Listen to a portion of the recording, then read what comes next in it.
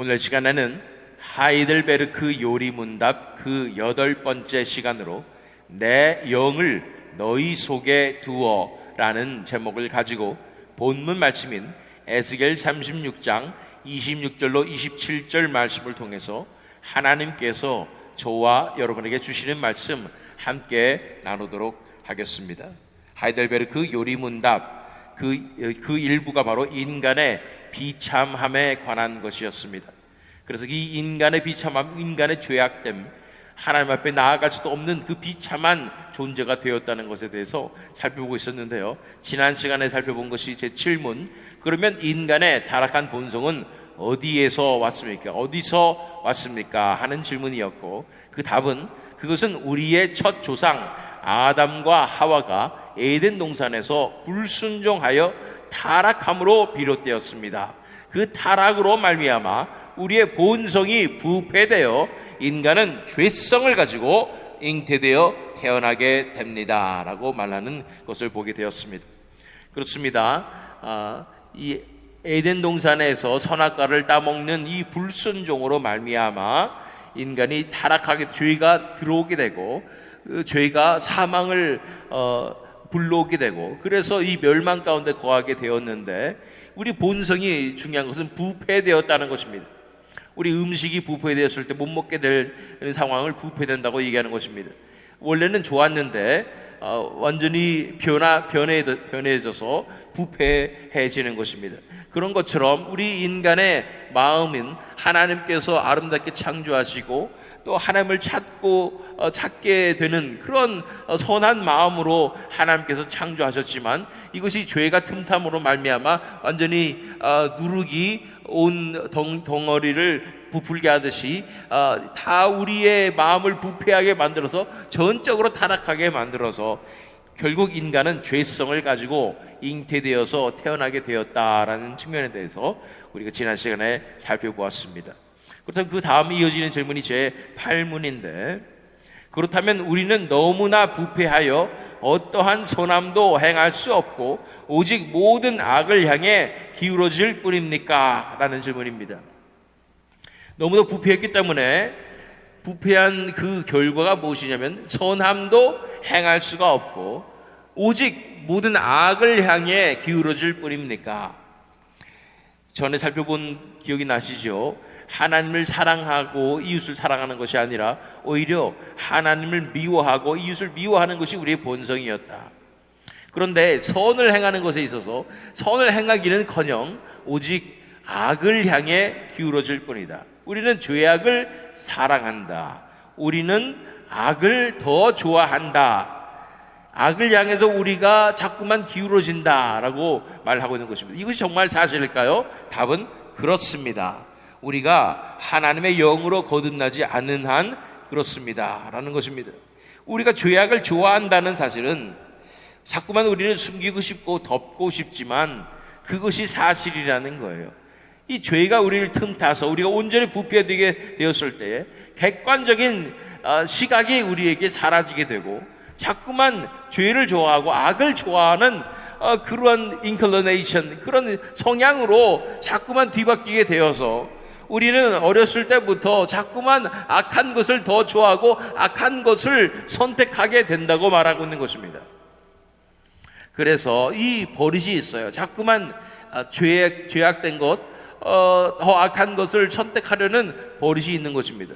그래서 새 생명이 우리에게 주어지고, 그래서 자유의지가 우리에게 회복된 이후에도 얼마간은 우리가 자꾸만 악한 것을 선택하려고 하고 육신이 원하는 대로 하려고 하는 이 버릇이 고쳐지지 않아서 많은 어려움을 겪게 되고 죄 가운데 빠지게 되는 것을 보게 되는 것입니다.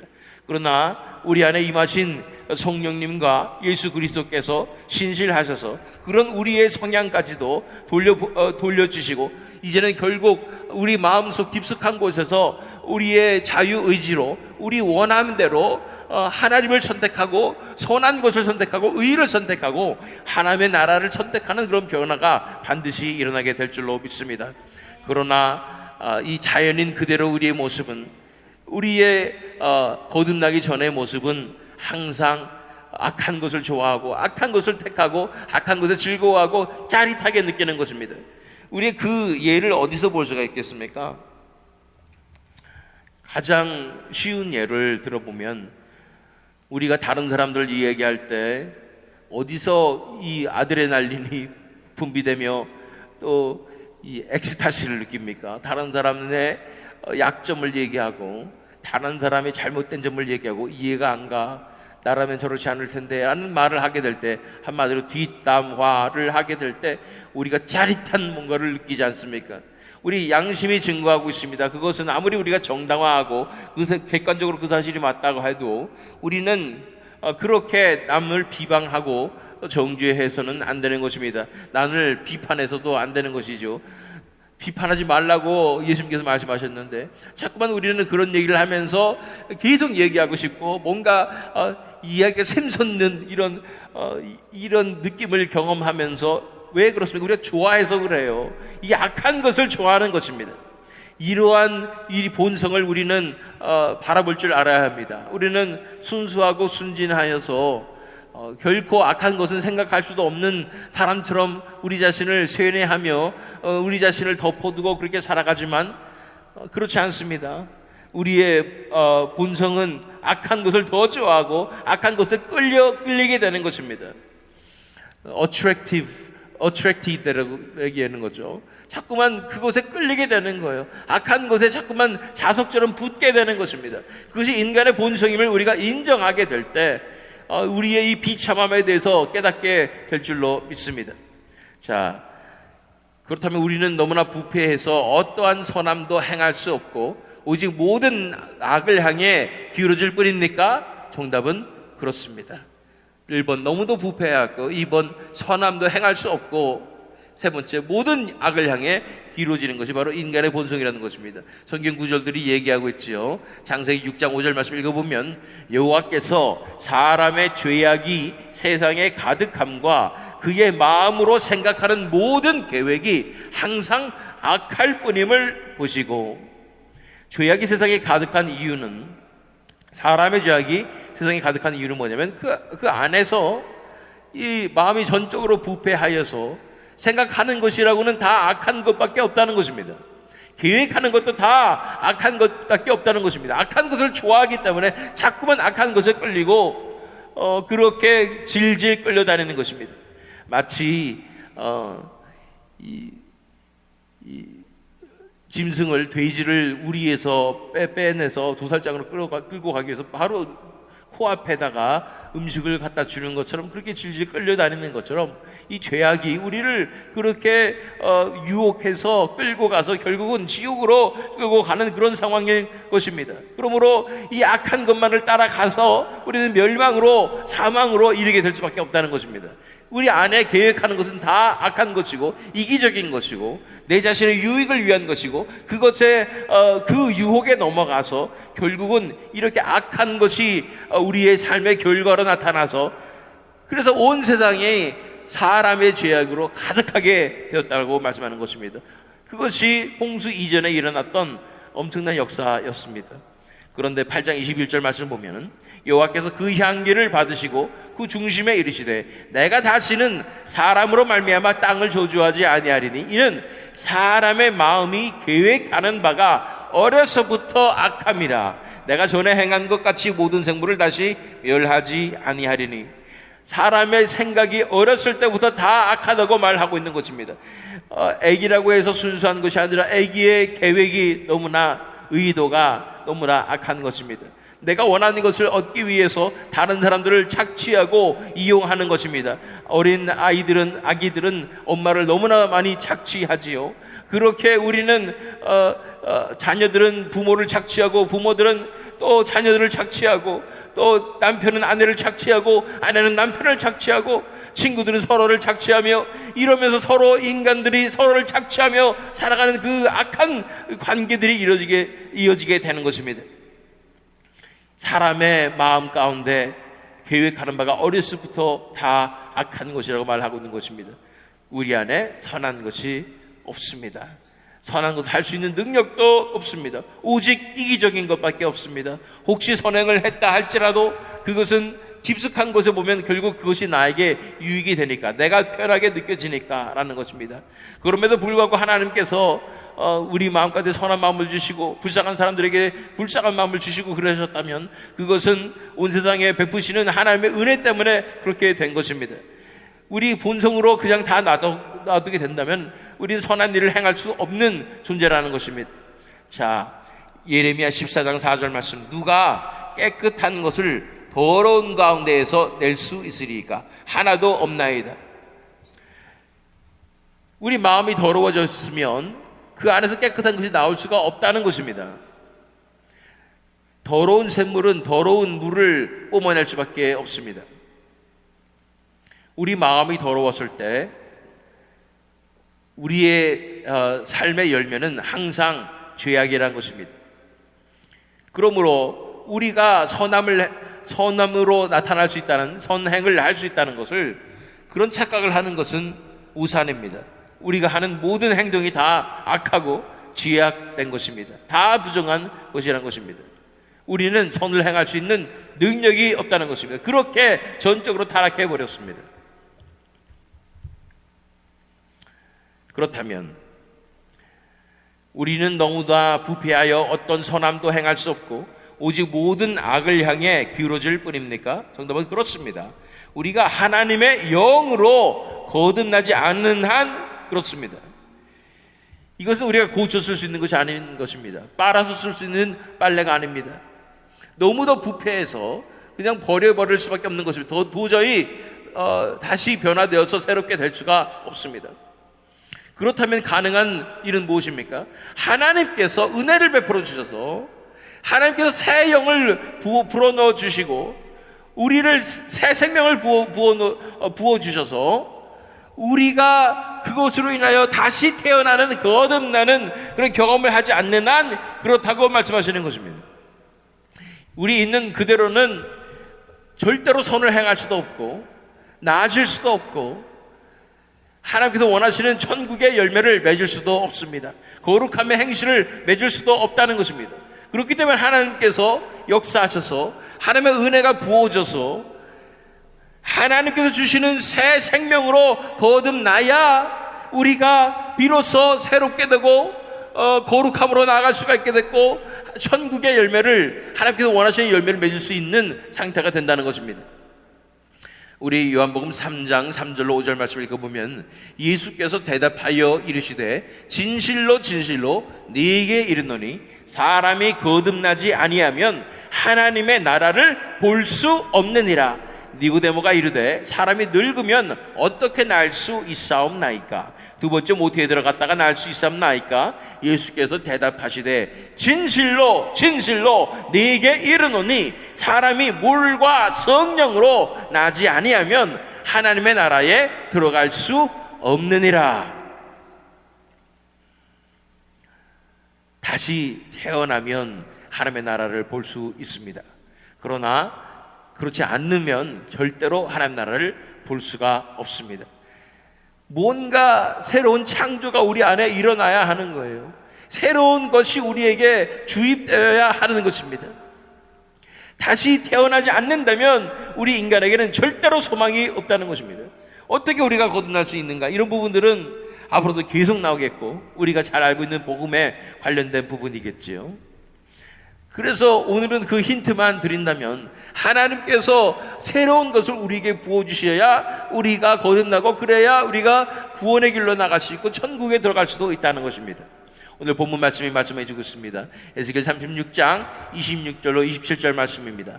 또 새 영을 너희 속에 두고 새 마음을 너희에게 주되 너희 육신에서 굳은 마음을 제거하고 부드러운 마음을 줄 것이며 또 내 영을 너희 속에 두어 너희로 내 율례를 행하게 하리니 너희가 내 규례를 지켜 행할지라.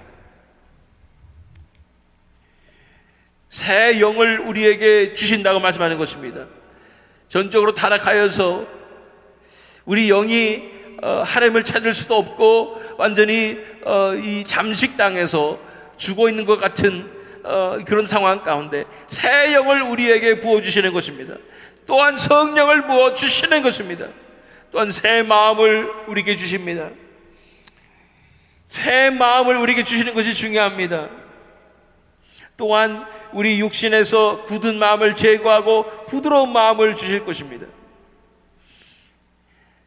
우리가 간이 페일하면, 우리 그 간이 이제는 더 이상 이 기능을 다할 수 없다면 이 간을 결국은 이식을 해야 합니다. 그렇지 않으면 간이 딱딱하게 굳어서 결국은 사람이 죽음에 이를 수밖에 없는 것, 간경화라고 얘기하지요. 그런데 살 수 있는 방법은 간을 이식하는 방법밖에 없는 상황이 오게 되는 것입니다. 그런 딱딱하게 굳어서 죽어가는 우리에게 하나님께서 새로운 간을 이식해 주듯이 새 생명을 우리에게 이식해 주시는 것입니다. 부드러운 마음을 주시는 것입니다. 전에는 죄로 인하여서 부패해서 완악하여져서 딱딱하여져서 절대로 진리를 바라볼 수도 없고 하나님 말씀 앞에 굴복할 수도 없고 엎드러질 수도 없고 회개할 수도 없는 우리가 이 부드러운 마음을 주셔서 이제 말씀을 받을 만한 밭으로 변화되어서 좋은 밭으로 변화되어서 그 속에서 말씀이 뿌리를 내리며 자라서 열매를 맺을 수 있는 그러한 마음으로 하나님께서 우리에게 새롭게 부어주신다고 말씀하는 것입니다. 그것이 임하지 않는다면 우리에게는 소망이 없습니다. 또 내 영을 너희 속에 두어 새 영을 우리에게 주고 우리의 영을 깨어나게 하실 뿐 아니라 하나님의 영을 우리에게 부어주시는데 성령을 부어주신다고 말씀하는 것입니다. 성령님께서 임하신다고 말씀하시는 것입니다. 이 구약시대만 해도 이 성령님은 특별한 사람들, 선지자들, 하나님의 사람들에게만, 또 하나님께서 택하신 종들, 왕들에게만 주어졌던 것입니다. 그런데 이 성령을 이제 만민에게 요엘서에서 말씀하신 것이 부어주시는 것입니다. 하나님을 믿는 자들에게 새 영을, 성령님을, 내 영을, 하나님의 영을 부어주시는 것입니다. 그러므로 말미암아 우리가 그 하나님의 영으로 말미암아 우리 기질이 변화되고 새 생명이 주어져서 우리가 율례를 행하며 하나님의 말씀을 순종할 수 있게 되며 선한 일을 하게 될 수 있다고 말씀하시는 것입니다. 이런 놀라운 변화가 일어나야 합니다. 이것이 회심의 역사입니다. 회심을 어렸을 때부터 교회 다니는 사람들은 그렇게 크게 경험하지 않아도 된다고 말하는 것은 사탄의 속임수입니다. 저도 어렸을 때부터 교회를 다녔고 모태신앙이라고 불리지요. 목회자의 아들로 자랐고 또한 많은 성경을 읽었고 수련회도 참여했고 나름대로 신앙생활 잘한다고 했던 사람이고 심지어는 저도 신학교도 갔고 신학교도 졸업했고 전도사로서 강도사로서 사역을 했던 그런 사람이었는데 그럼에도 불구하고 진정한 회심을 저는 경험하지 못했었던 것입니다. 물론 예수님의 그 십자가의 그 사랑을 기억하면서 눈물 지으며 감사하며 내 죄악을 바라보며 회개하며 이런 모든 순간들이 다 있었지만 또 감정적으로 욱해서 내 인생을 예수님 앞에 하나님 앞에 다 내어드립니다 했던 순간들이 있었지만 그 회심은 이런 것들과 전혀 다른 것입니다. 새 생명이 나에게 주어지는 놀라운 사건입니다. 그 사건이 부어지는 것입니다. 주어지는 것입니다. 이 새 회심을 경험한 순간 저는 알았습니다. 정말로 내 삶이 완전히 변화되었다는 것입니다. 내 마음이 변화되었다는 것입니다. 내 속에 새로운 역사가 시작되었다는 것을 저는 알 수가 있었습니다. 그때부터 저는 변하지 않는 그 믿음으로 십자가의 복음으로 나오게 되는 것입니다. 그렇습니다. 이 새 생명이 주어지는 이 놀라운 회심의 역사는 결코 썰어하지 않습니다. 결코 그냥 작은 일이 아닙니다. 엄청나게 큰 우리 인생 가운데 충격을 가져다주는 변화가 나타나는 것입니다. 그것이 회심이고 그것이 거듭남이고 그것이 진정한 하나님께서 우리에게 주시는 새로운 생명을 부어주시고 새 영을 부어주시는 역사라는 사실을 알아야 합니다.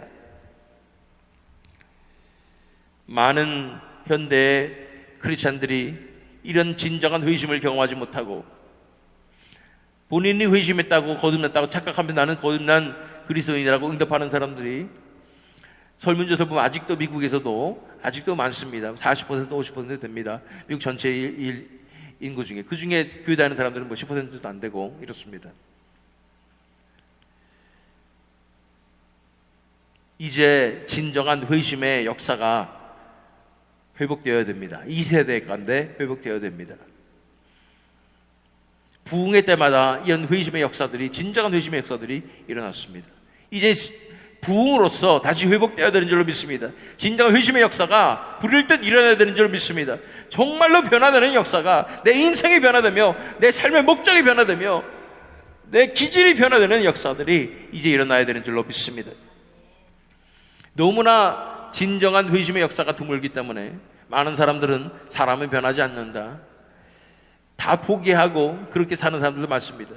내 아내는 절대 변하지 않을 거야, 내 남편은 절대로 변하지 않을 거야, 이러면서 사람이 변하지 않는다고 생각하면서 이렇게 살다가 이렇게 죽으면 되는 것이지. 그러면서 이혼율도 급증하며 이 영혼들이 변화될 것에 대한 기대도 전혀 없으며 그렇게 살아가는 것입니다. 그렇지 않습니다. 진정한 회심을 경험하면 사람이 변합니다. 정말로 하나님께서 변화시키는 역사가 그들의 삶 가운데 나타나는 것입니다. 지금 드물어서 그렇지 없는 것이 아닙니다. 하나님의 회심의 역사는 반드시 있으며 그 부흥에 놀란 불길로서 하나님께서 반드시 일으키실 것입니다. 이런 역사를 꿈꾸며 우리의 이 부패한, 전적으로 부패해서 거듭나지 않으면 어쩔 수 없는 그런 상황인 것을 인정하며 이 거듭나는 회심의 역사가 온 땅 가운데 일어나게 하여 주시옵소서. 간절히 부르짖으며 나아가서 이 부흥의 놀라운 역사로 말미암아 수많은 사람들이 하나님 앞에 변화되며 새 영과 하나님의 영과 또 하나님의 마음과 새로운 생명을 받아서 거듭나는 역사를 우리가 바라보게 되는 저와 여러분 되시기를, 또한 이 새믿음 장로교회 되기를 예수 그리스도의 이름으로 축원합니다.